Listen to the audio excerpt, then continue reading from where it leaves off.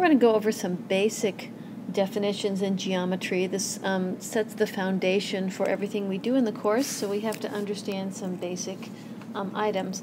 We start with a point, and a point basically represents a position. So it's a position. It has no dimension because it's just a single point, so no dimension.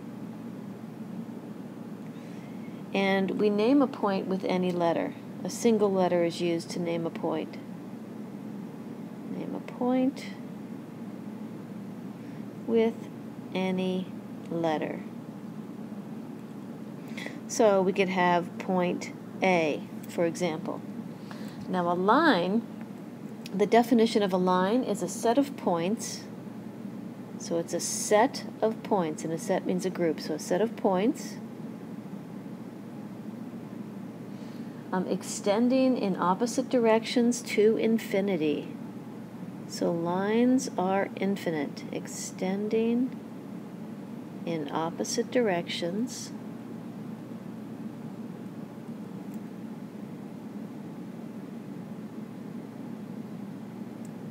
to infinity. Lines are denoted by having arrows on the ends. If I have line AB, then the notation is an A and a B, and you have to put arrows on the bar on top of it. So that's line. A plane is a set of points forming a flat surface. A set of points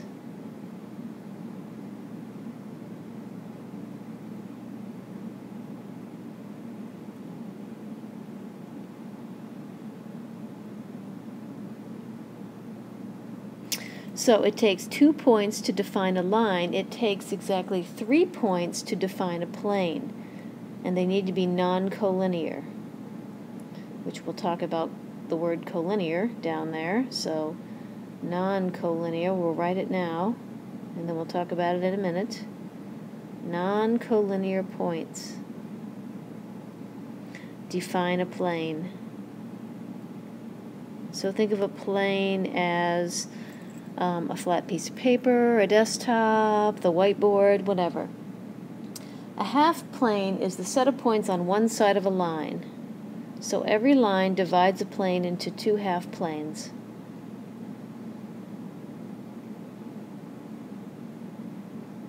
On one side of a line. So if I have a line, there's a half plane. Okay, collinear points are going to be line on the same line. Line points are collinear if they lie on the same line.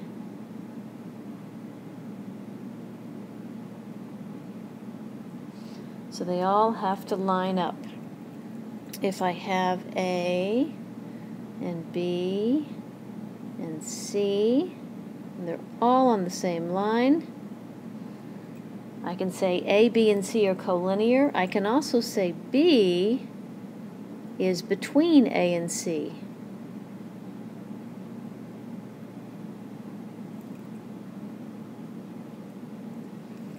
Alright, so non-collinear points would be 3 or more points that do not lie on the same line. 2 points are always collinear.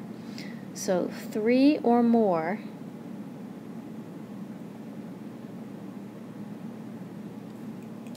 points that do not lie on the same line.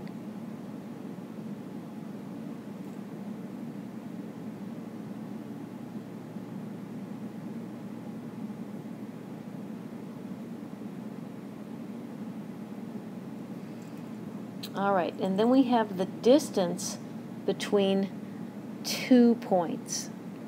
The distance between 2 points is the absolute value of the difference between the 2 points. So here I'm going to write the distance between the 2 points. That's the absolute value.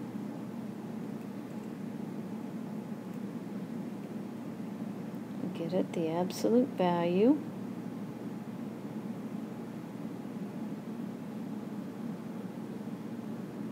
of the difference between 2 points.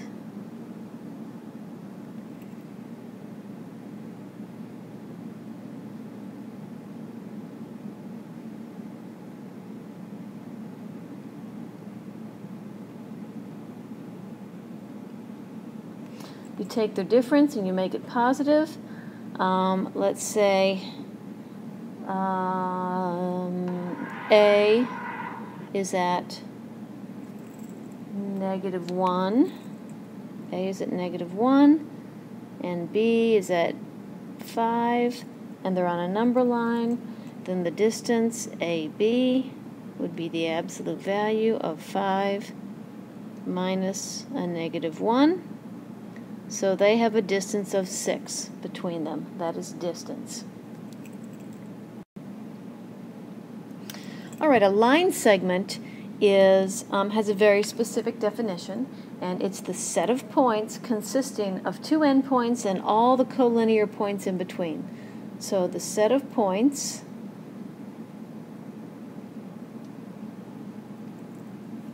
consisting of the 2 endpoints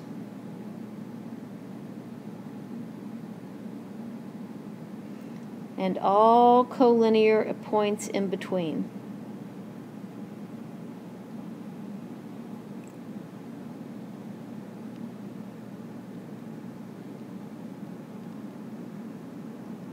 That is a line segment. And so down here we have 2 points. We could have point A and point B. The notation for a line segment is AB with the line over the top. You have to be careful with your notation. If you don't use it, you're going to lose points when I grade. Okay, congruent segments have equal measure.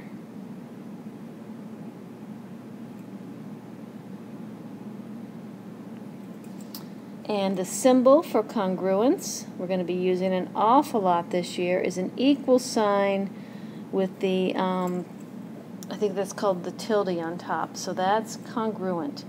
Now we need to distinguish between calling something congruent and calling something equal. Congruence is a label. So labels, descriptions are congruent. So we can say AB with the bar over it is congruent to CD, if that were the case. Measurements are equal.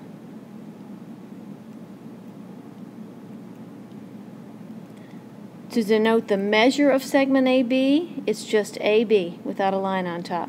We could say AB is equal to CD, but it doesn't make any sense to say the measure of AB is congruent to the measure of CD. Congruence refers to the labels, and equality refers to the measurement. Next, we're going to talk about rays and angles. A ray has one endpoint, and then it extends to infinity. So rays have one endpoint.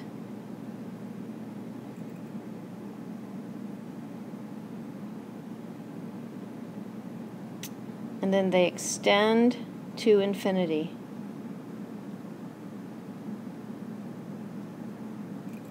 So a ray has an endpoint and an arrow. If that's ray AB, then you would denote ray AB with a single arrow. Okay, rays don't have measure because they are infinite, just like lines. Angles, the definition of an angle, angles consist of 2 rays having the same endpoint.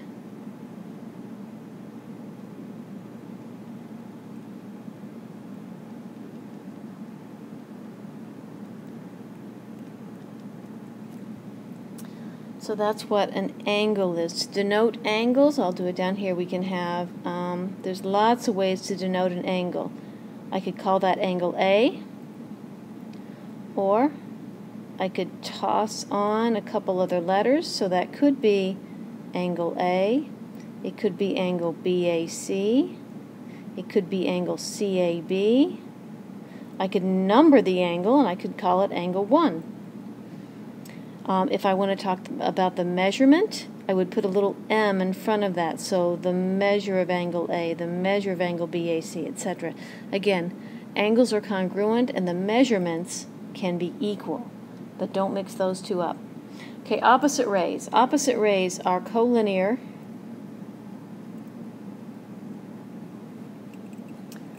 That share the same endpoint only.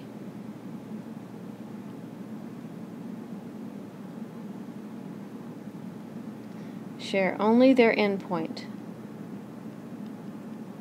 So opposite rays would create 180 degrees. If this is A, and this is B, and this is C, you would say ray AC and ray AB are opposite rays. All right, complementary angles add to 90 degrees. They don't have to be connected, but they're two angles that add to 90 degrees. Supplementary, add to 180 degrees. Vertical angles are created when two lines intersect. They are the opposite angles. The opposite angles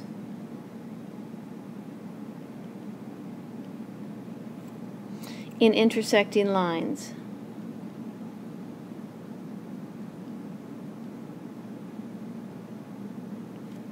Okay, vertical angles. Vertical angles look like this. Angle 1 and angle 2. Angle 1 and angle 2 are vertical angles, and we should know that vertical angles are congruent. Vertical angles are always congruent. We can prove that. We're going to prove that later. Vertical. Man, I can't even spell vertical. Hold on. Vertical angles are congruent, always. And then finally, an angle bisector. That's a ray that divides an angle in half.